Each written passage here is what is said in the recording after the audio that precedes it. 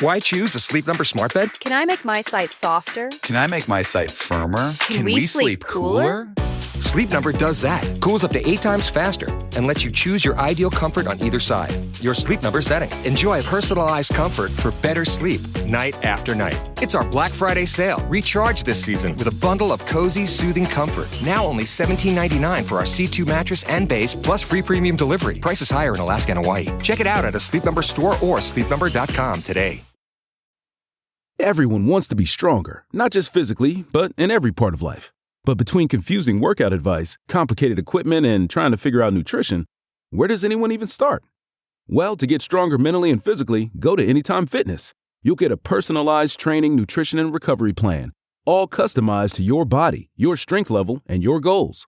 You'll get expert coaching to optimize your results, anytime, anywhere, in the gym, and on the Anytime Fitness app. And you'll get anytime access to 5,500 gyms worldwide, all with the right equipment to level up your strength gains and your life. So get started at AnytimeFitness.com. That's AnytimeFitness.com. Baton Rouge. 98.1 Game Day is on the air. Presented by Super Chevy and Yingling, your local Super Chevy dealers and Yingling Flight. It's time to talk LSU football on the flagship home of the Tigers. Call 225-499-9898. It's Eagle 98.1 Game Day. Now, live from Rouse's on Burbank, here's Charles Hannegriff and Richard Dixon. The Tigers make enough big plays to come home with a one-point victory, 23-22, and get bowl eligible in Tigers Stadium. Good afternoon, everybody. I'm Charles Hannegriff, along with former Tiger Rohan Davies, sitting in for Richard Dixon this week. You know, when Richard told me he couldn't do the show, I knew who to ask. See, because the only guy that is got more Arkansas fear then you might be Harold Perkins. That's right. That's right. I needed somebody who was going to take Torch 'em. Somebody who was going to take Arkansas out, just like you did in 1999 with an interim coach. That's right. The great Hal Hunter. Hal Hunter and Rohan Davey torched the Hogs in 1999 in LSU. With a 23-22 win this afternoon. Ro, appreciate you being here and everybody for being here with us this afternoon. We are at Rouse's, the corner of Burbank and Lee. Well, it was a game that did not start out the best for LSU. The Tigers found themselves in a 14-0 hole. Special team problem with the block punt, and Arkansas kind of doing what they wanted to do offensively in that first quarter. But from there, LSU kind of settled in, especially defensively. They were able to curtail Talon Green and the Arkansas offense just enough. And the offense did just enough. Yeah. More problems in the red zone, but just enough.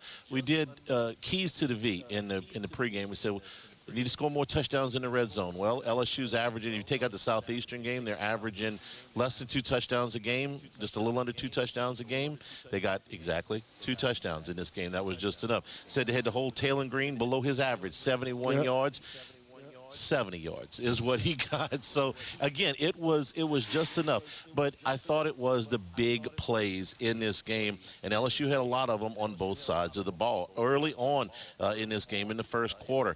LSU playing against a 3rd and 1 for Arkansas at their own 24-yard line, and Arkansas fumbled a little bit of a short pitch on the toss dive, and Jack Pyburn recovered it to turn away that scoring opportunity. First play of the second quarter, a 3rd down and 5 from the Arkansas 27. And Caden Durham, who had an excellent day today, ripped off a 27-yard touchdown run.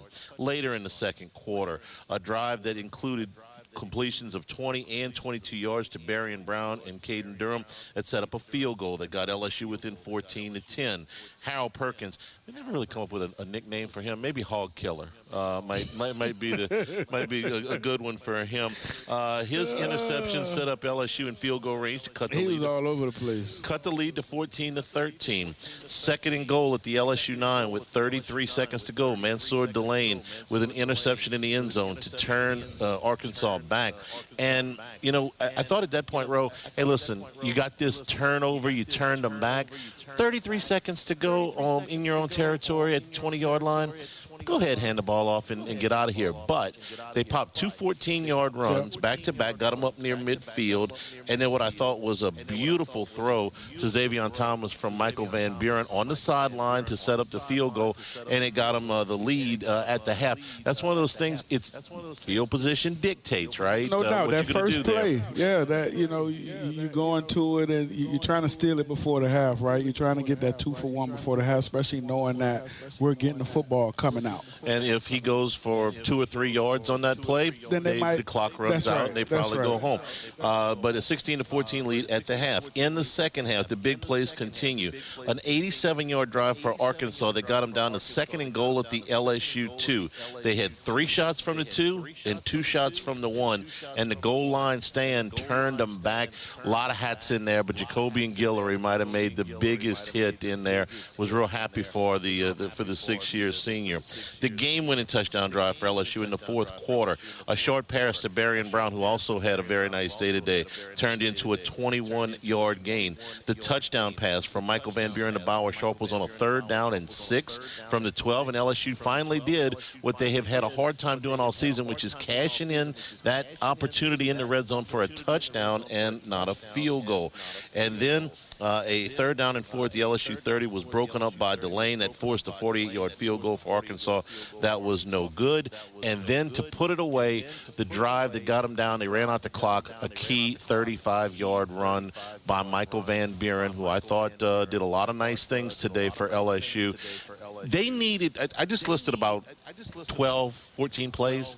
They needed every one of them. Oh, they needed every one of them to get about that 1-point victory, Ro. Oh, no doubt. I mean, they still dug themselves in a hole, like you pointed out early, and had to get out of it. But the one thing that they did show today was they showed a lot of resilience, man. They showed a lot of resilience, especially early on the defensive side of the ball, with, being in those situations where you had to turn guys away, you stopping them on 4th down, you getting off the field on 3rd down. You got the block punt early in the football game, and you're down. I mean, by the blink of an eye, you're down. And so to see those guys continue to fight and continue to chip away. Now, we still got in the red zone early on a bunch and came away with field goals, still early.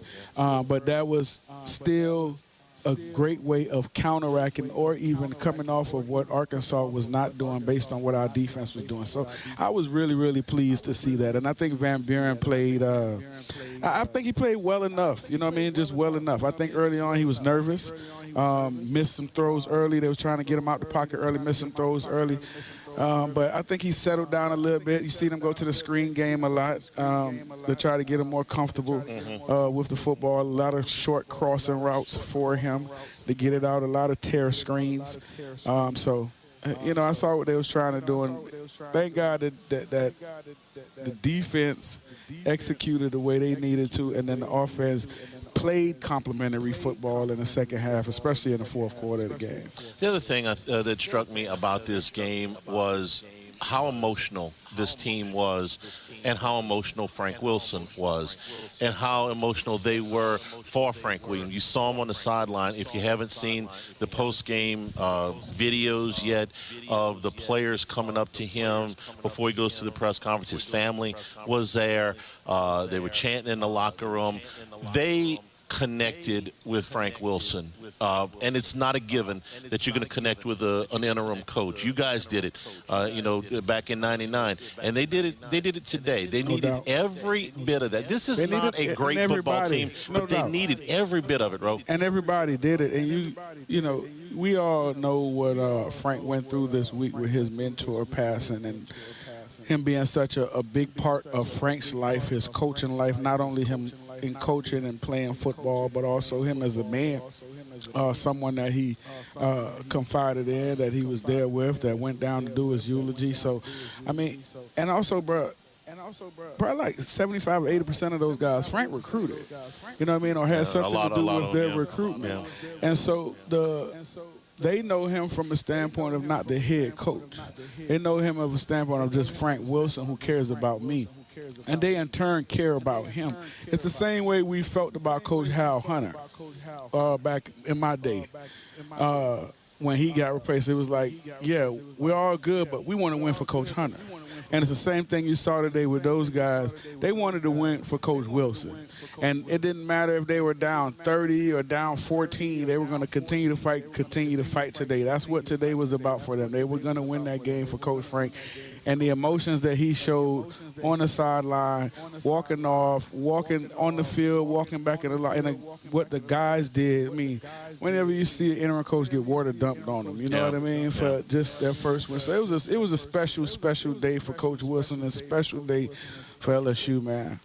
In the grand scheme of things, it's two teams that didn't have their season go the way they wanted to, but I thought they showed a lot of character today. 100%. I really did. 100%. 499-9898 is the number to call on the Hooters hotline. We'll take your phone calls and react to LSU's 23-22 win over Arkansas. This is Eagle 98.1 Game Day. Eagle 98.1.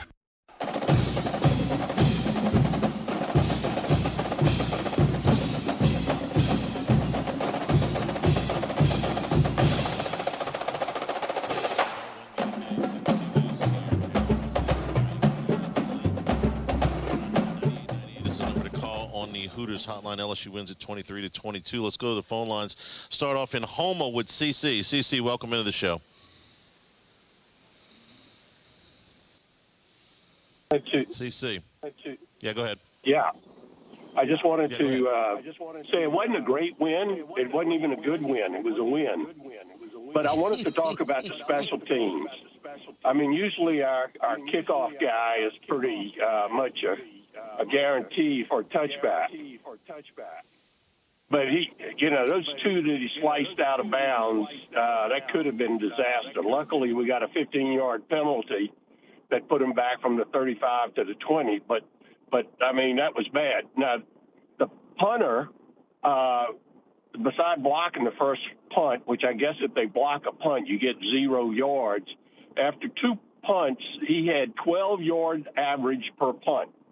He was bad today. I mean, some of those punts were bad. So, the special teams didn't do any favors for anybody, and they certainly were not up to standard today. All right, thank you for the call. I agree. First of all, the 2 kickoffs, he's been kicking more of them sideways. That is a problem.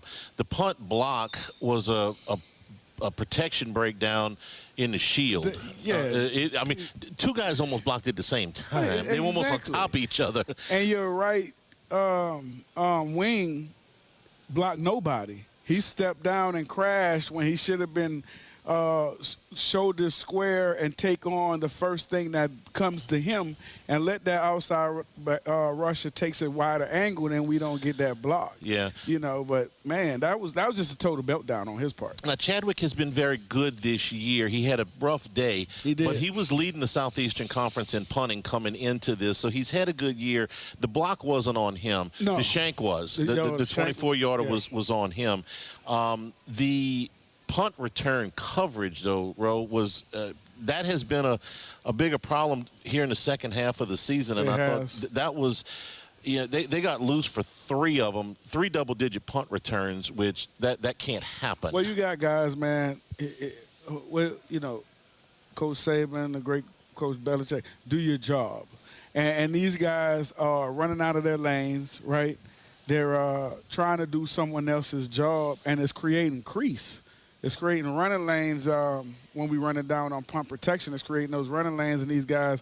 And, man, listen, it's not just the SEC, but around college football with special teams guys. You have these special dynamic guys now that, listen, you give them a crease, they gone. And that's what you've seen today. When the special teams and you run down on and you don't cover your lanes, that is what's going to happen. It's going to happen every time. And averaging double digits, that's unacceptable. But special teams had a rough day. Was not their best. On the other hand, Ramos made all 3 of his field goals, and they needed all 3 of them. Listen, you pointed it out, Handy. We needed everybody today. Yeah. Everybody in every situation, especially when you get down that quick, that early, and you have it was a very entertaining game. It was. To me, it was very entertaining. There was a lot of big plays, a lot of significant big plays on both sides. At one point in the fourth quarter, you didn't know what we were going to do on offense. You don't know who was going to throw the ball. If it was going to be a reverse pass, throwback, a throwback pass, run. That will forever be known as the trick play drive. But you know what? They got it done. Cody is in Gulfport on the Hooters Hotline. Cody, welcome into the show. Thanks, guys. Yeah, I'm on my way back from the game. Took a buddy from work, his first ever LSU game. I told him it wouldn't be like a night atmosphere, but, hey, atmosphere was pretty good for a day game. Congratulations to the guys, getting the monkey off their back. Congratulations to Coach Frank. And, look, that cupboard is not bare for the next coach that comes in. And they should have seen what they got when whatever new coach comes in, he sees that he's got some talent there, especially with Harlem Berry. Very smart play at the end of the game. Going to listen to the rest of the show. Go Tigers. Yeah, he getting down is the right play there. It's the right play if you're up more than one, but up one, it's really significant because you scored a touchdown there. No, that's you're a up big 8. play. No, that is very smart. Caden Durham had a great quote in the post game about Harlem Berry getting down. He said, well, if he wouldn't have, you wouldn't have seen him ever again. He making a little joke, at his expense. But Frank obviously coached him to do that, and it was a very smart play. Look, as far as the next coach and all that, we're going to have some time to talk about that when we get a little bit closer. I don't take any big picture stuff away from today. I don't know how many of these kids are going to be back next year. That's right. And I don't know who's going to be coaching them. That's right. And this win, though it does get them bowl eligible, is not going to go down in the annals of LSU history as one of the most significant wins. And you know what? I don't really care right this second, because all I know is there's been a bunch of bad stuff happen to those kids for the last month. Some of them they brought on themselves, okay? But a lot of bad stuff has happened, and some of it's their fault and some of it's not. And I was happy to see them. Look, you don't get anything from LSU losing. The coach has already been fired, okay? Right. So you're already going to do that. It's not like you're going to get a higher draft pick, okay? Right. So go ahead and let these kids enjoy it a little bit. Let them enjoy the win. They work hard. Yeah, man, no doubt about it. And not only that, Hanny, I mean, listen, when you come into the season with the expectations that these guys have had, and where their expectations are for themselves. Damn what anybody else thinks or says or what polls say, so on and so forth. The most disappointing people are the players and the coaches that have invested so much into this season. And, I always say, man, nobody don't care no more about, what bowl game they go to. But they do. You know what I mean? Yeah. They do. They care to fight for a respectable bowl game, especially for these seniors that are going to compete and play. But not only that, for the guys that's coming back to finish out the season. I mean, so I get that. But listen, it's not as if whoever comes next, whoever the coach is going to say, hey, I'm going to go off of what you guys or see what we have come back. It's going to be a whole new thing with the transfer portal, with how football is nowadays. Every team, I don't care if you win a national championship, you're going to turn over. Yeah, it's a higher turnover rate than it has ever been in the sport. And come the spring, they'll start anew. But, I would like to see, we can go through them step by step, but there are some ones that I would definitely like to see back. 499-9898 is the number to call. We'll take a break, and we'll be back here at Rouse's Eagle 98.1 Game Day. Eagle 98.1.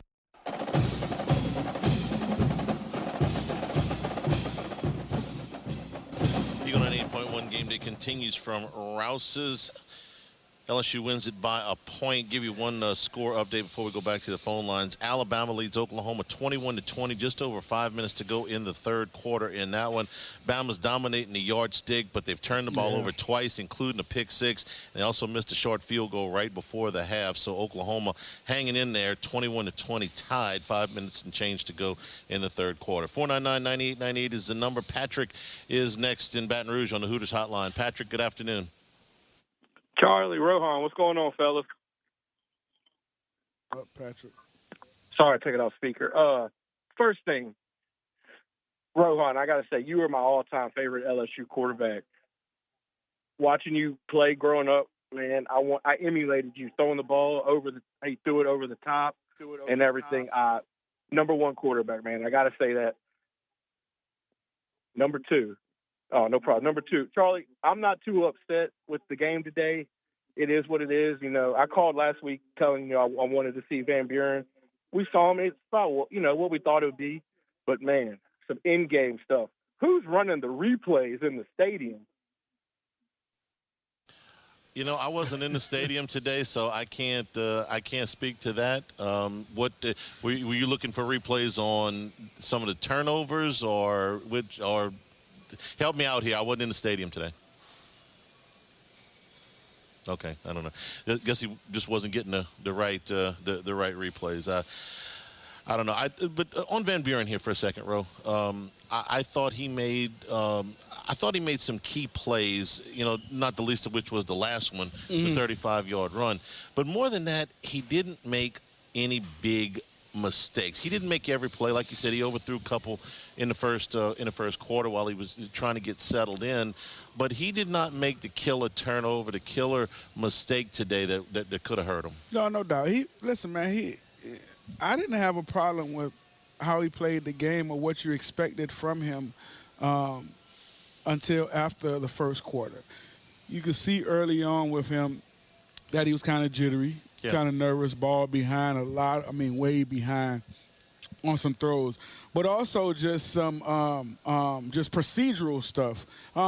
First time being out there, and I definitely understand that. But you've seen the coaches try to put him in some situations that he was comfortable with, getting out the pocket, moving around a little bit more.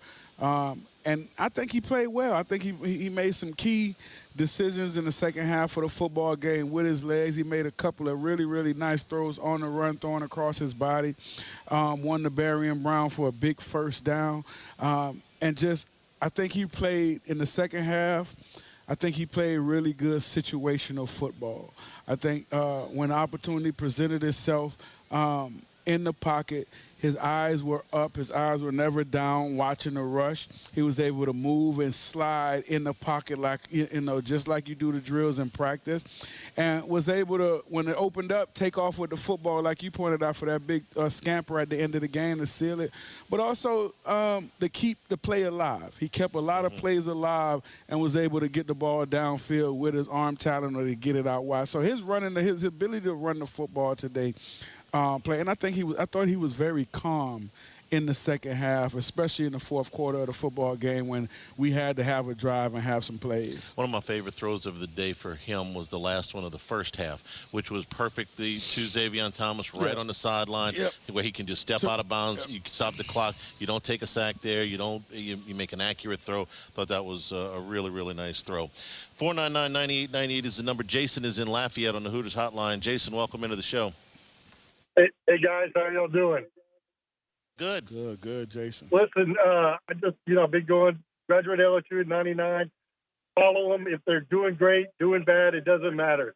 Today was a great day, but I think the theme of the year has been fizzling out inside the 30s. You know what I mean? And it's just been one of those years. But other than that, I was proud of the day. I'm glad we got the win. But I wanted to bring a little awareness to one thing that I think not many people are aware of with the game day situation. And that is LSU, Tiger Stadium, Death Valley does not have metal detectors.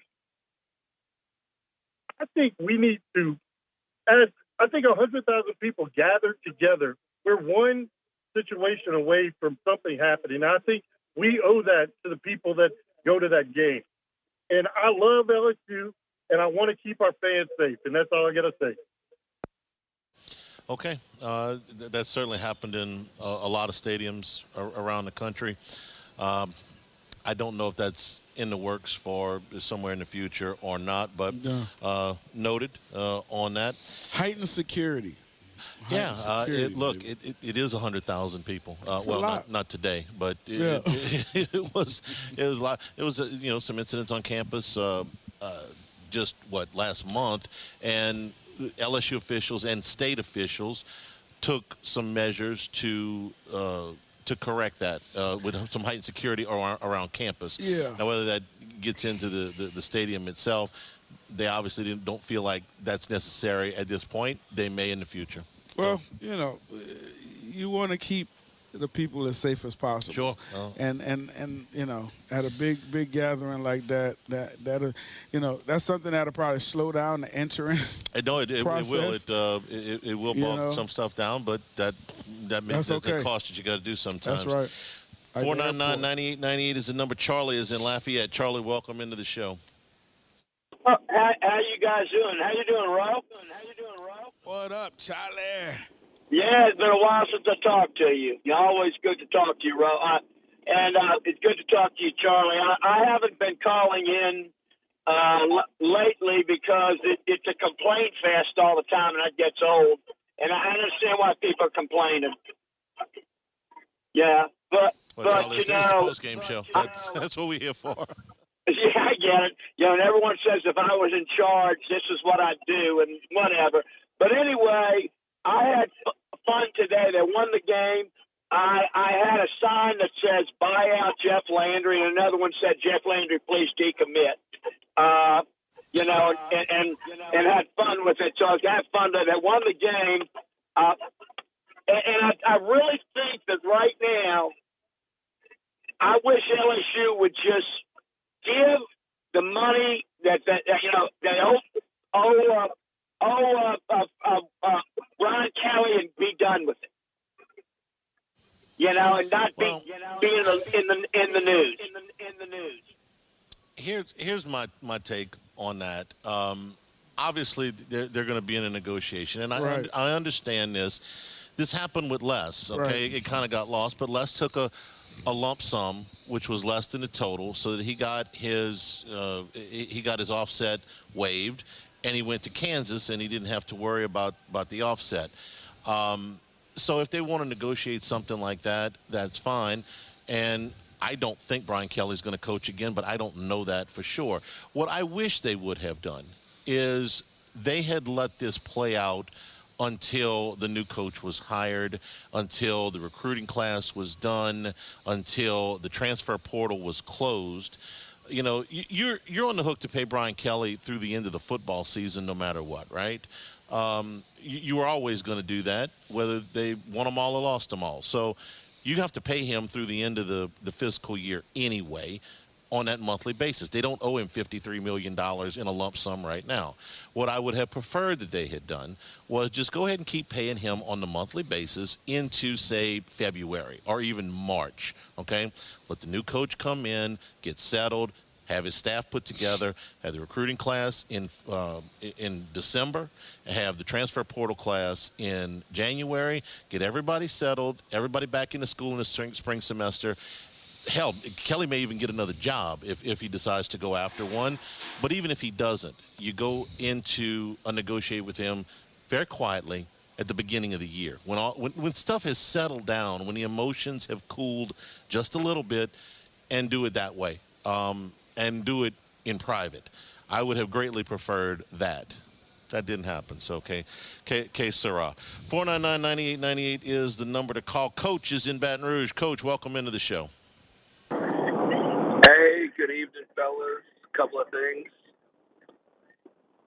First of all, it's about time you got the best-looking quarterback alumni in the history of LSU on the show. Great job, Charlie. Wow, that's big compliments, Ro, man. Everybody loves you. Hey, thank you, buddy. Charlie, two things. Number one, we're bowl eligible. Now we got guys on the roster that need to get some tape on. We need to get some plays on tape. Do we make that happen the next couple of games? And how would you do it? And number two, my wife and my doctor are in cahoots, and they took away bourbon from my diet because of my heart. Now I got to go to tequila. You got to tell me what I need to drink from now on. Well, I certainly want to know what doctor told you to stop drinking bourbon and start drinking tequila. Yeah. I'm not sure. It kind of defeating the purpose, but there's a very good tequila called Cava de Oro. If I got to make a recommendation. I don't drink very much tequila, but when I do, that's pretty good. The as far as the bowl practices, there's still some value there, Ro, but I think that their value has decreased a little bit for a couple of reasons. Number one, what we talked about is the high turnover. Okay, so you're going to go into these bowl practices with a lot of kids that are not going to be on your roster next year.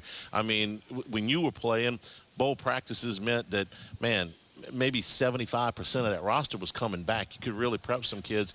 I don't know how many kids are going to be in bowl practices that are going to be there in the spring. I would say probably less than 50%. Now, there's still some value to it. It's just lost a little bit of the value. And then I think it loses even more value when you're making a coaching change, because they are learning schemes and things and all that are for this staff, which is not is going to be a different staff. I think it still has some value. I just think it's lost. I think it's lost some value. I totally agree with you. And the way you have to attack it and look at it is not be so specific, but be more generalized to, especially when you go to the bowl practices of, I'm going to do what I can to get you better as a football player. The Baton Rouge parts of the practices where you can work on you and doesn't have anything to do. Correct. So there's some value to that. Correct. And if you have a court like with us with Van Buren and whoever else, I know it's the backup was who Piccarelli. We found out today it's not Colin Hurley who has left the team. And I don't know. But we talked about this though, Henny, on Jimmy's show. We knew that one or two of them quarterbacks was going to be gone. Yeah, going to be leave for whatever the reason is. Right, and next year you're going to have to bring in at least one transfer portal quarterback. You may have to bring in two transfer portal quarterbacks. You're going to have to go out and have to put some money into getting a quarterback if you feel like, just like we don't know who the coach is going to be. They may like Van Buren, they may not, but at the same point, this is an audition for him. These next couple of weeks is an audition for him either to be at LSU or for someone else. 499-9898 is the number to call on the Hooters hotline. We'll take a break. LSU wins at 23-22. This is Eagle 98.1 Game Day. Eagle 98.1.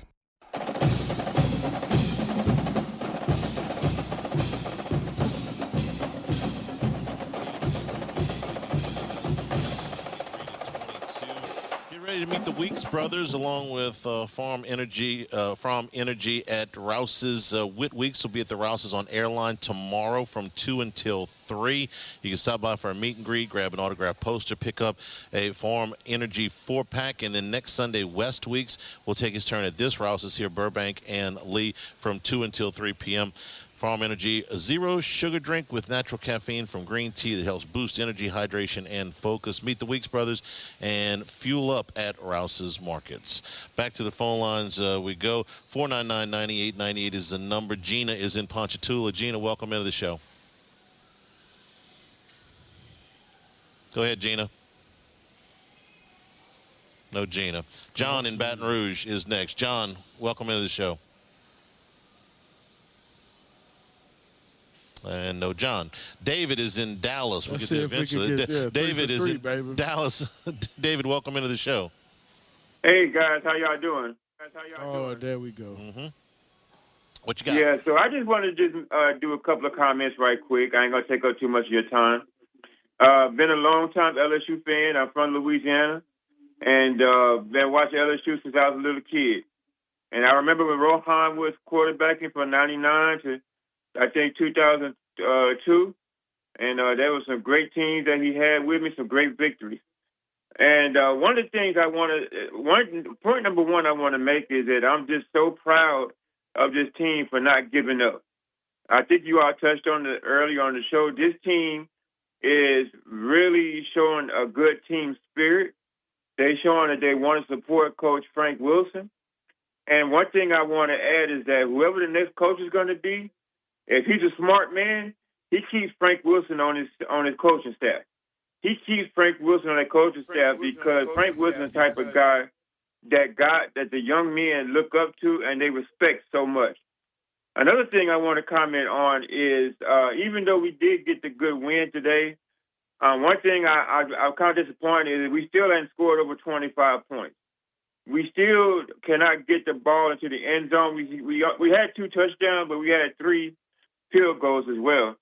So that's something that, there's got to be improved on, continuously needs to be improved on. And another thing, I'm going to talk about the quarterback situation right quick. I love Nussmeier. I think when he's healthy, he's definitely one of the top 3 or 4 quarterbacks in the country. But the thing is that he doesn't have the dynamic that Van Buren has when it comes to using his legs. Case in example, the touchdown pass to Bowers. Now, if that was Nussmeier, that touchdown probably wouldn't happen because they would have fallen back into coverage and Nussmeier wasn't going to run that ball. But because Van Buren, he's developing a reputation that he will use his legs. So guess what the defender has to do? He's in a no man's land because he needs to decide on whether or not to stop the running quarterback or go back in coverage. And Van Buren took advantage of that. But I just wanted to say I'm very proud of these guys, and I hope they continue to win against Western Kentucky and against Oklahoma. And I enjoy you guys' show. Thank you very much. Thank you very much. I agree with pretty much all of that. I really do. Dave was good. He makes a point about the 2 schematic things we were talking about. The ability that Van Buren has to run, they were not able to drop as many in coverage, or at least that's what it appeared at first glance. They also didn't get a lot of pressure with 3, and that's something that has happened in some of the prior games. You're rushing a different kind of way. You know what I mean? You're rushing a different kind of way when whether it's Nuss in there or Van Buren, because hey, Nuss, I can get up the field and peel back. With Van Buren, understand that I get up the field, I got to get to quarterbacks eye level, and now I got to throttle and anticipate coming back. Whereas with Nuss, they're not anticipating him running the football. So they're just trying to beat that tackle and get around no matter what. They don't care about opening up the 7 or 9 hole for him to get out the gate. You know, Hanny? Yeah, I agree, absolutely. And the red zone stuff, I'm as surprised That's schematic, as anybody. man. I'm surprised as anybody, though, Ro. If you sat here the night of the Clemson game, okay, and they had run that star formation and they had hit Trey Green on a touchdown, and I thought, man, we're going to see that all year.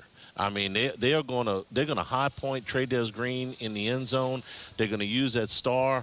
They're gonna they would explode out of the formation into the star. Yep. And if you force the defense to make whether you want to get outnumbered in the 4-1 on one side or you want to leave Trey Green in single coverage, it gave you a lot of good options. And we saw it maybe one other time. I'm very surprised. If you'd asked me the night of the Clemson game, how well do you think LSU will do in the red zone? I said I think they'll do very well, and I think Trey Green will be a big part of it, and that hasn't happened. No, I think that they've tricked themselves out of it in a way and saying, oh, everybody expect us to do it. So what?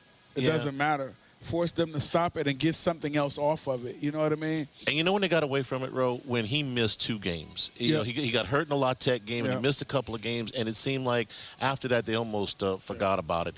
As far as keeping Frank Wilson, that's up to the new coach. But I will say this: out of all the coaching changes that we've had here while I've been covering the team, almost always he survived. You keep at least one. Yeah. Institutional memory, okay? The guy who I used to say it's the guy who knows how to drive to Ponchatoula, okay? Right. He knows the way to Ponchatoula High School, or know how to pronounce it. Yeah, right. You know what I mean? Yeah. You have one guy that hangs around when you say something. It's like, well, we tried that, and this is why we can do it, or this is why we can't. Like when you deliver, Mark's shoe. Right. Right. You know where to order from. Yeah. 499-9898 is the number. Jules is in Abbeville. Jules, welcome into the show. Hey, Mr. Davey, pleasure. Charlie, it's you as always. Thank you, Jules. Hey, I kind of like that series where they ran all of the gadget plays. I think that was called right in the nick of time. They needed every one of them. But, yeah, I mean, look, why hold anything back at this point? So it was fun to watch. It was fun to watch. Exactly. I was expecting them to come out in the bone and run a pass off the bone. I was waiting on the Statue of Liberty myself, but okay. Fumble Rooski and all of those other good ones. Like I said, they needed them all. But, yeah, that was entertaining to watch. Charlie, one last thing before I go. What about South Carolina? I'll hang up. Ro, what's the biggest, either the biggest comeback your team had from behind to win or the biggest comeback against you to win at any level that you remember?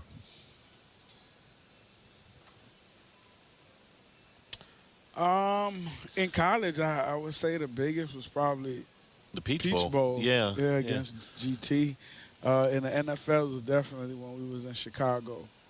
Played in Chicago and was down big going to the fourth quarter, and Tom went nuts in the fourth quarter, and like 14 degrees and minus in like 18 to 20 miles per hour wind in Chicago. It's the coldest I've ever been to. But that's, I mean, you know, and those, I think we were down like 24 going into the fourth quarter, and 12 went nuts. 12 went nuts in the fourth quarter, man. He went nuts in the fourth quarter, and we won it at the end of the football game. But that's probably, you know, it right there. That A&M, South Carolina was bananas. That was bananas. They're going to take that one to the grave. That was bananas, to blow a 30-3 lead. They'll never forget that game. Is my on either side. No, man, and you know, South Carolina, bro. While that game was going on, I was watching that game, Hanny. I was saying to myself, I was thinking of last week when they asked Texas A&M's coach, you know, you guys have been in this position before, and then you tank at the end. Something happens to where, you know, you guys blow it over the last couple of years. And he got all aggravated about it. He said, he did. Hey, man, that's old. That's right. That's not what we are anymore. And that's what, when that was going on, that's what I thought about. And the next thing that came to my mind, I was like, well, this is either going to be a great comeback or this is going to be the Texas A&M that they were talking about last week. And that's why I said we were talking off air, man. A victory like that for A&M, just like if they would have lost it, you'd have had a fork in the road and where you're going. But when you play like that and that confidence that you showed offensively and defensively and as a team, you know, to know that you could come back and have that confidence and you ain't tank it, that just sets you up for an amazing run possibly. Would you tell the halftime of the Peach Bowl story, minus the language? But what happened at halftime? Brandon Whiney came back in the game. Oh, yeah. Well, Fred Booker is the one that started that whole thing, and you know he basically went up to Coach Saban, was like, you know, look, you know, we want Roe in the game. If Roe don't come back in the game, then we're gonna have some problems. And Coach Saban basically. Fred Booker went up to Nick Saban and said, do this, or else. But listen, bro, if you know Flossie, and everybody that knows Flossie know that Fred don't mix his words. That's why I told you to clean it up for the radio. Yeah, he don't mix his words. He didn't say it that nice. No, not that nice, and very respectful, because him and Coach Saban had a special relationship also. You know what I mean? They had a really, really, really good relationship. Coach Saban was the defensive backs coach, obviously, and you know, Fred was one of our star defensive backs at the time and played with that swagger, that bravado that, you know, DBs come with. And he told Brandon Whiney, put your stuff on, you know what I mean? And basically just told everybody, you know, let's go. And Coach Saban came and told me I was going in the second half. And, you know, the rest from there was just a beautiful history. Yeah. You know. Somebody had to block Greg Gathers. Boy, goodness gracious. Because, I mean, listen, shout out to Josh Booty, because, I mean, that first half, he was terrorizing, honestly. He was terrorizing. He took some shots, man. He did. If I got to go in there and play quarterback, I'm bringing my bodyguard with me. Forget about this. 499-9898 is the number to call. Let's go back to the phone lines. Trevor's in New Orleans. Trevor, welcome into the show. Trevor? No Trevor. Okay, let's take a break. Oklahoma has taken the lead on Alabama 23-21. Just under 10 minutes to go in Tuscaloosa, and the Sooners now have the ball back with the 2-point lead. This is Eagle 98.1 Game Day. Eagle 98.1.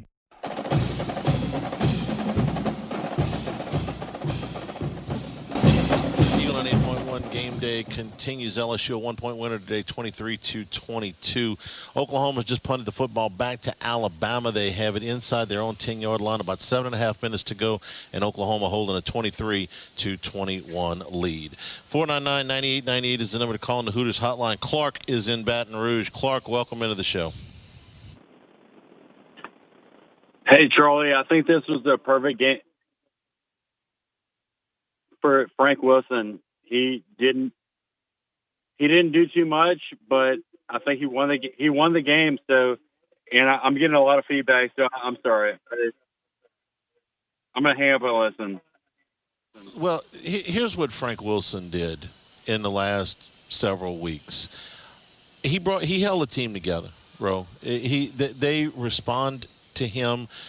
He didn't overhaul the schematics on either side of the ball. He didn't make a bunch of changes on the staff, elevating analysts. I mean, there were a couple, but, he didn't clean out the entire staff. He didn't make wholesale changes in the lineup. I mean, they had to change quarterbacks, but, they didn't change 7 or 8 guys. But what he did was he held the team together. He got them to play hard. He got them to play together. It's very easy to mail this stuff in when especially in this day of college football, where listen, man, if you're not going to be there next year, you don't always get the best. Oklahoma State's a good example. Okay, they lost their coach back in September, and now they played a relatively close game today. They lost by 8, but they've been getting blown out left and right. That happens, fairly often when you get a coach goes out. You might get a 1 or 2 game pop, and then after that, UCLA got a couple games where they were into it, and then they started, sliding back. To me, that's what Frank Wilson's biggest strength is in this these last few weeks. This has not been a great time to be around here, if you hadn't noticed, right. Okay, between what is happening. I mean, LSU hasn't fired a coach and an athletic director in the same week since the 50s. Right. And then you got the governor involved. You got a brand new president. You got to change coaches. You got to change quarterbacks. Man, that's a lot if you're just thinking about one 2-week period worth of stuff. And those kids had to kind of roll along with all this. And I thought Frank kept them together. And that's all you can ask. And there's no telling on what's to come, right? We don't know what's to come that we don't know about yet, right? And so for me, when we went through these changes with Coach DiNardo, as a player, what you wanted to see was some consistency and things. Because, listen, you talk and vent to your position coach and your coordinators more than you do to your head coach.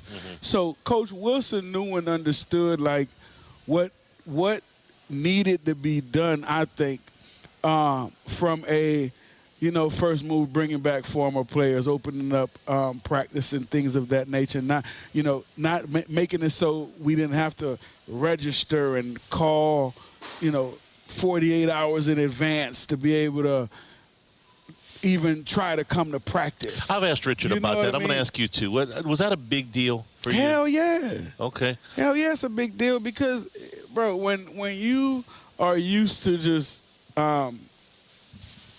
coming in the building or being able to have access to a place that you feel like is home for you personally, and then for that to be snatched away from you to where now you have to jump through hoops and do all this extra stuff.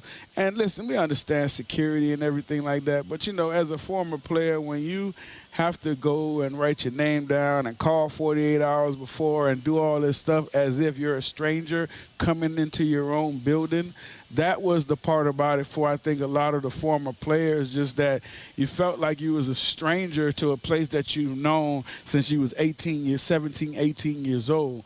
And Coach Wilson made that feeling that we all had before comeback. And not just us, but he also he let the current players know that you're supported. You're supported in what you're going through. We understand what you're going through. We have also gone through this at some point, and we're here to support you. And I think he did everything that he could to let those guys know that you are supported. We know it's chaos right now, but hey, we're all in this together, and let's band together. And I think that, to your point, Handy, that was one of the most important things for me that I think he did, is just let those kids, because they're kids, but I don't care what's going on. They're kids, young men, to let them know that, hey, it is a tough time, but you're not going through it alone. Let's band together. Let's continue to fight together, and let's continue to go out there and play LSU football.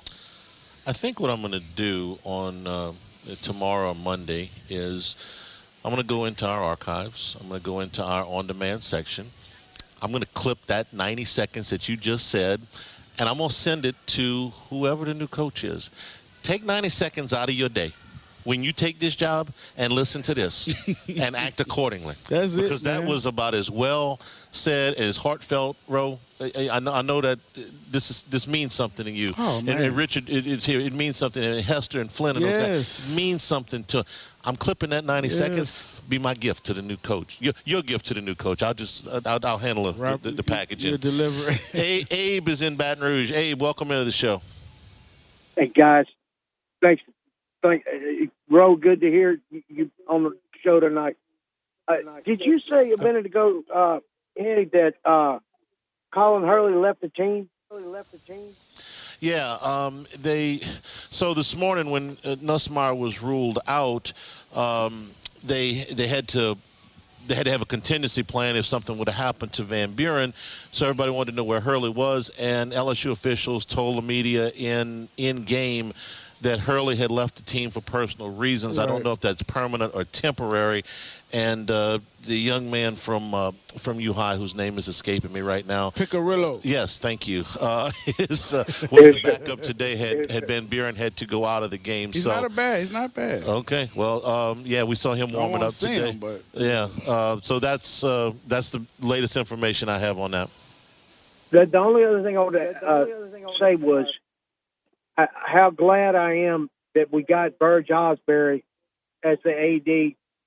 I was so displeased with the whole thing with Landry and the way things went down and the way they made us look. But I hope we're going in the right direction and better listen to people like Roe and a lot of the other people that know about the traditions of this school and how important they are. Go Tigers. Thank you, Abe. I appreciate it. So here's what I can tell you when you hire an athletic director. So you ask, I ask, three questions. A lot more than that, but these are the first three. And number one, is he experienced enough? Do you know the landscape? And the answer to that is yes. Check. Number two, is he a football guy? Check. And number three, is he an LSU guy? Check. Okay, well, then I can work with that. Let's. Hey, and Hanny, listen, those same questions you can pose to your head coach. Yeah. In this, and listen, bro, I hate to keep harping because I have been harping on this for a while now. But, man, when you see what happened with the previous coach, right? But you see what happened to the previous three coaches that preceded him, right? And before him. And when you look at the differences in the guys, right, it's so glaring and so clear why it didn't work. It's so clear why it didn't work. For me, it is. And it's not to still beat a dead horse, but it's to the point of what we need to look for going forward with our new coach. The pedigree of the Coach Sabins, the Les Miles, the Coach Ogeron, we know what you have there when they was at our institution. They understood immensely what was ingrained in this program and what the fibers of Fighting Tigers and LSU football is all about. And the other guy did not. They won championships. He did not. They always had the team. He did not. And so make the blueprint for the next one like the 3 that won the chip with us. And you know, and when I say is he an LSU guy, don't misunderstand. That does not mean that he has to be from here. Correct. Where are you from? Miami, I know where you're from. Right. Miami, Florida. You're from Miami, Florida. You're an LSU guy? 100%. You didn't grow up here, though, did you? Did not. You came here and you became an LSU guy. That's exactly right. That's what I mean. The guy doesn't have to be from Bogalusa, okay? I agree. He could be from Ohio, or he can be from West Virginia. If he's from here, that's fine. But you come here, you become an LSU guy. You got to embrace this, and it'll embrace you right back. That's what I mean by LSU guy. I know what you mean, baby. Thanksgiving is coming up 2 weeks from last Thursday, so get your Butterball turkeys here at Rouse's. If you buy a Hormel Cure spiral sliced ham for $2.99 a pound, you'll get a Butterball Grade A frozen turkey up to 12 pounds for free. So you get the spiral sliced ham, you get a Butterball Grade A frozen turkey for your Thanksgiving dinner, one per customer with your in-store purchase. Visit Rouses.com for more details, the official supermarket of the New Orleans Saints. We'll take a break, come back here at Rouse's. LSU wins it today 23-22. This is Eagle 98.1 Game Day. Eagle 98.1. Eagle 98.1 Game Day. Stat Check. Presented by Luba Workers Comp. Luba Workers Comp. Delivering genuine dependability. Well, the yardstick was every bit as close as the score was. First downs, LSU with 21, Arkansas with 16. Total yards, 390 for the Tigers, 340 for the Razorbacks. Passing, 235 for the Tigers, 165 for Arkansas. Rushing, 155 for LSU, which is a big improvement. That's about 50 yards over their average in conference play. 175 for Arkansas. LSU average 4.2 yards per carry. Arkansas 5. 7 penalties on the home team for 57 yards, 6 for 55 on Arkansas. And here's the killer. 3 turnovers for Arkansas and none for LSU. So Tigers had to have them today. Time of possession, 34-45 for LSU, 25-15 for Arkansas. Third downs, LSU 8 out of 17, Van Buren made some key plays to extend some drives. Arkansas was only 2 out of 11 on third down today. So LSU definitely won the third down battle. Individually, Michael Van Buren, 21 of 31, 221, a touchdown and no picks. Juwan Johnson in our trick play drive had one completion for 14 yards. Taylon Green, 11 of 19, 165 yards, no touchdowns, 2 interceptions. LSU had the leading rusher was Caden Durham, 12 carries for 65 yards and a touchdown. Harlem Berry, 11 carries for 52 yards. Michael Van Buren, 10 carries for 36 yards this afternoon. Mike Washington led Arkansas, 13 carries for 85 yards and a touchdown, but he had a very costly fumble that Arkansas lost. Taylon Green, LSU held him just under his average by about 1.5 yards. 17 carries, 70 yards, and a touchdown. 55 of those on one play. That guy can run. That guy is fast. Yes. Xavion Thomas, 6 catches for 80 yards today for LSU. Barrion Brown, 3 for 44. Caden Durham, 3 for 34. Harlem Berry, 3 for 24. Raylan Sharp, 4 catches for 65 yards for Arkansas. Defensively, LSU was led by Tamarcus Cooley and A.J. Halsey, who each had 8 tackles today. Harold Perkins had 4 tackles, but 2.5 of them were for loss, plus he had an interception in this game.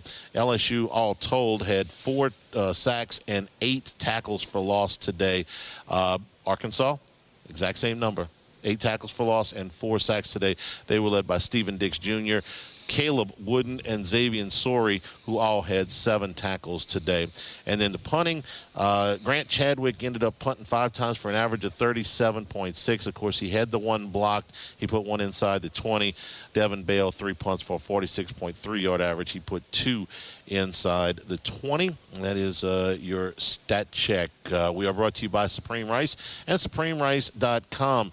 Down in Crowley, Louisiana, Southwest Louisiana since the 1930s. All your Supreme Rice grown, milled, and processed down in Southwest Louisiana. Support our Louisiana farmers. They've been working hard. Climate Smart program means that they are promoting methane emissions reductions and promoting water conservation. That's right. So pick it up here at Rouse's or wherever you buy rice, in the brown, the long grain, the medium grain, the jasmine, or the parboiled. Also the low glycemic rice, perfect for diabetics. And if you are cooking here for the holidays, make sure you cook it with Supreme Rice and get a little bit more for your food dollar. For more information and great recipes, go to SupremeRice.com. Our final scoreboard when we come back, Alabama looking at 4th down. Here's your ball game here. Oklahoma can put this thing down. Let's keep it right here, Ro. 4th and 6 from just shy of midfield. 23-21 Oklahoma. 1 minute to go. Clock running. Alabama's got 1 timeout left. But this is 4th down and 6. They got to have this. He throws, and that is incomplete. Incomplete. No flags? No flags? No flags? No flags? No flags? It's Tuscaloosa, man. You got to ask 5 times. Yeah, okay? buddy. All right, that's going to do it. Oklahoma's going to be able to kneel this out. All right, we'll tell you that. We'll give you that final when we come back, plus all of the scores from today here at Rouse's Eagle 98.1 Game Day. Eagle 98.1. Eagle 98.1 Game Day. The Robinson Brothers Ford Lincoln College Football Scoreboard. Robinson Brothers Ford Lincoln on airline under the giant American flag. 6 o'clock window of games begins. We'll tell you about earlier finals and the one we told you about just before the break. Number 4 Alabama goes down. Number 11 Oklahoma beats them 23-21. The difference in this game, Ro, Oklahoma was outgained nearly 2-1, over 400 yards for Alabama, just over 200 for Oklahoma. 3 turnovers, including the pick 6. Alabama also missed a short field goal. I think it was 36 yards at the end of the first half, and Oklahoma gets out with the win. So that means when we finish play tonight, there's going to be 3 teams in the SEC with 1 loss and 1 undefeated. A&M is still undefeated. We will have Alabama. Provided Ole Miss wins. That's right, against Florida. And then Texas and Georgia both have 1 loss. So the winner of that game will have 1 loss as we get the race for Atlanta. And what happens is just that, man. Like, you know, at the beginning of the season, especially when you see SEC tough, SEC this. But as you start getting into November and out of November and you start creeping into December, bro, and you, because every team has that gauntlet that you have to go through, that mid part of your season in SEC where you go face a rank, week in and week out. And what we're seeing now is just we saw Texas trying to creep back in it right now from Ark and those guys not playing too well early in the season to him now playing a little bit better. Texas looking a little bit better. We know it's not because of lack of athletes when we talk about them. It's from lack of Ark, not playing up to par, or I wouldn't even say up to par, but just not playing how they anticipated him playing going into this year, and also with him, if he was a normal quarterback and didn't have the Manning on his back, he'd be playing fine. You know what I mean? But it's the expectation that everyone else has for him, and the A&Ms of the world right now surviving today. So what you're going to see going through from here on out is those close nail biters, just like A&M had today, just like Alabama walked away today, gave Oklahoma an upper hand. We're going to see it again tonight with Ole Miss and Florida. See what Florida, I thought, mailed it in last week. Speaking of, I thought they had a huge effort against Georgia. That's their big rivalry game. And when they came up short there, man, when things started to go south on them in the Kentucky game, it got out of hand in a hurry. Here's earlier finals today. Number 6 Texas Tech beats UCF 48-9. It was number 16 Georgia Tech surviving a scare up at Chestnut Hill. They beat Boston College 36-34. Georgia Tech is now 9-1. Illinois beat Maryland 24-6. It was Western Kentucky over Middle Tennessee 42-26. Number 19, Virginia beat Duke 34-17. The Cavs are now 9-2 and 6-1 in ACC play. Chandler Morris, who has been out for them, starting quarterback, came back today. He threw for 316 yards and 2 touchdowns. Number 15, Miami beat NC State 41-7. 3 touchdown passes for Carson Beck for the Canes. Number 2, Indiana. This was a close game at the half, but they pulled away in the second half to beat Wisconsin 31-7. Fernando Mendoza, the Heisman favorite right now, threw for 299 yards and 4 touchdowns. Indiana only led it by 3 at the half, win it 31-7. Game of the day in College Station. South Carolina led Texas A&M 30-3 at the half. Texas A&M won the game 31-30 with 28 unanswered in the second half. Marcel Reed threw for 439 yards and 3 touchdowns. They also had 3 turnovers in the first half, including a scoop-and score. Teams in Southeastern Conference play in the last 21 years that were leading by 27, it's conference games only, were 268-0 until South Carolina lost today 31-30. A&M remains unbeaten. Number 9, Notre Dame. I mean, you gotta kind of chuckle about it, as long as it didn't happen to your team. Right. Number 9, Notre Dame beat number 22 Pittsburgh 37-15. C.J. Carr, a couple of touchdown passes. Irish in really good shape to get to 10-2. Number 17 USC beat number 21 Iowa 26-21. Jordan Maeva threw for 254 yards and a touchdown, and an unusual sight, rain at the L.A. Memorial Coliseum. You very rarely see it rain for those games at either the Coliseum or the Rose Bowl, but it was raining today. USC gets the win there. Number 18, Michigan beat Northwestern. Field goal, 31 yards as time expires. The Michigan Wolverines go to 8-2, 31-yard field goal. Underwood threw for 280 yards today. He did throw 2 interceptions, though. I think that is now 7 touchdown passes and 6 interceptions for the season. But Michigan is 8-2. That game was played at Wrigley Field. Navy beat South Florida 41-38. It was Arizona over number 25 Cincinnati. Very damaging loss for the Bearcats in the Big 12 race. 30-24 was the final there. Kansas State beat Oklahoma State 14-6. It was UConn over Air Force 26-16. UTSA beat Charlotte 28-7. Eastern Michigan over Ball State 24-9. Tulsa beat Oregon State 34-14. It was Arizona State over West Virginia 25-23. Kentucky beat Tennessee Tech 42-10. Marshall over Georgia State 30-18. North Texas, watch the name Eric Morris here in the next couple of weeks, 53-24 over UAB. Missouri State beat UTEP 38-24. New Mexico over Colorado State 20-17. And I mean just in general, Morris is going to be a very hot name, not necessarily for this job, but could be headed to Stillwater. Penn State gets their first win over a Power 4 team. They went to East Lansing and beat Michigan State today. 28-10 was the final in that one. Caton Allen ran for 181 yards and 2 touchdowns for the Nittany Lions. Nevada beat San Jose State 55-10. It was South Alabama over UL Monroe 26-14. And Texas State beat Southern Miss 41-14. Bro, this is why we watched the game. Southern Miss was 5-0 in the Sun Belt. Texas State was 0-5 in the Sun Belt. The 0-5 team beat the 5-0 team 41-14. Games in progress right now. Memphis and East Carolina are tied at 24. 2:44 to go in regulation there. Memphis is down in the East Carolina red zone at about the 10-yard line. Tulane leading Florida Atlantic 28-16 with 4.5 minutes to go in regulation. Got to check out the Tulane unis today, man. The city editions, man, they were sweet. Number 23, Tennessee, no problem with New Mexico State, 42-3. That game's in the fourth quarter. At the end of 3, Wake Forest leads North Carolina 21-9. In the third quarter, FIU leads Liberty 24-21. In the first quarter, Georgia Southern leads Coastal Carolina 21-17. Utah and Baylor are just kicking off, as are Delaware and Sam Houston, Utah State and UNLV, and we got a host of other games going at 6 o'clock, including Florida at number 7 Ole Miss. The Lane Kiffin auction continues with those two teams and maybe the one right down the street here. Purdue is at Washington, 6:30 from the shoe. UCLA is at number 1 Ohio State. Also at 6:30 from Athens, Georgia. Number 10 Texas is at number 5 Georgia.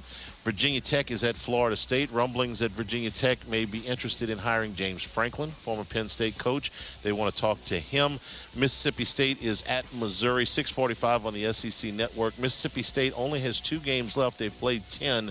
They need 1 win to get bowl eligible. Their final game, of course, is the Egg Bowl. Yeah. So they got to win 1 of the last 2 to get bowl eligible. 7 o'clock kick for Kennesaw State and Jacksonville State at 9 o'clock on the CW.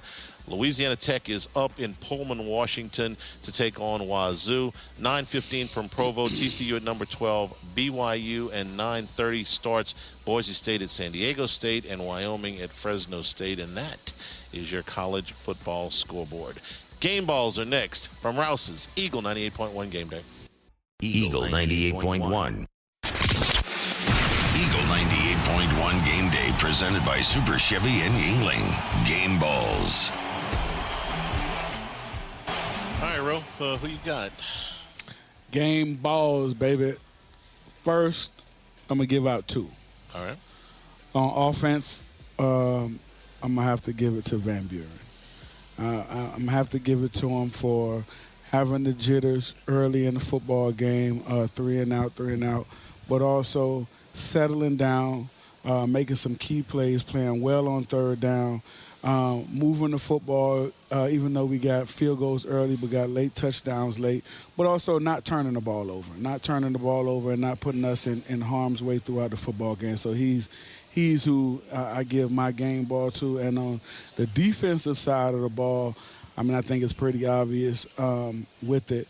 For me, it was either Perk or Delaney. So Perk gets the game ball for me.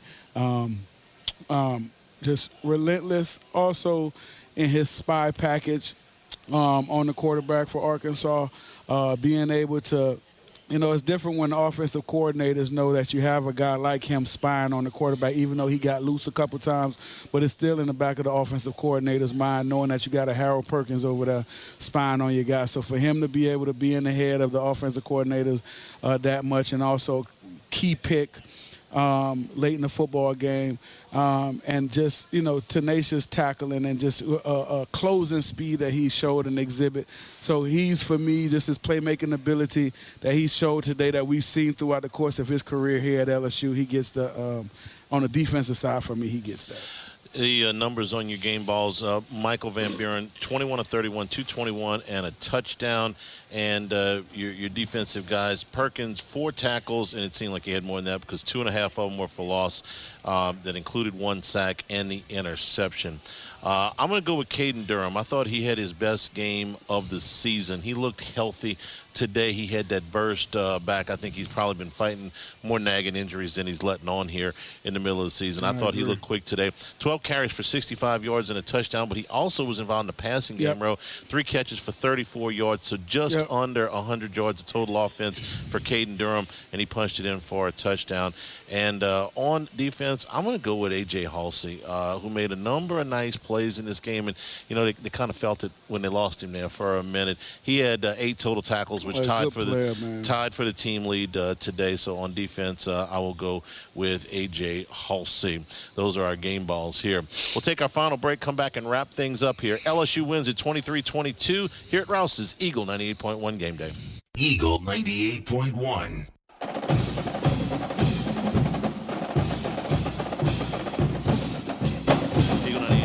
Game Day, wrapping up here at Rouse's.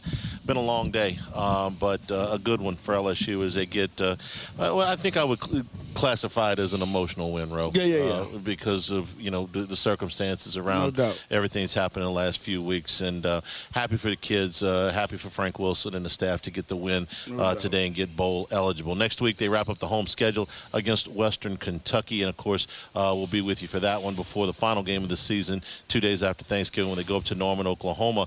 Sooners will be playing probably for a playoff bid that day. That's going to be a huge game. Yeah, for Oklahoma, that will probably get them to 10 wins or have the opportunity to get to 10 wins. So unless you can play spoiler there, as Oklahoma came away with the big win today against Alabama by 2 in Tuscaloosa.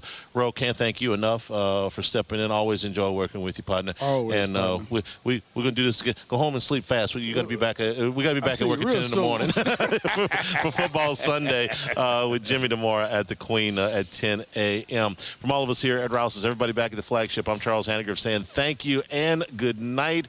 Tigers win at 23-22. This has been Eagle 98.1 Game Day. Yes, sir.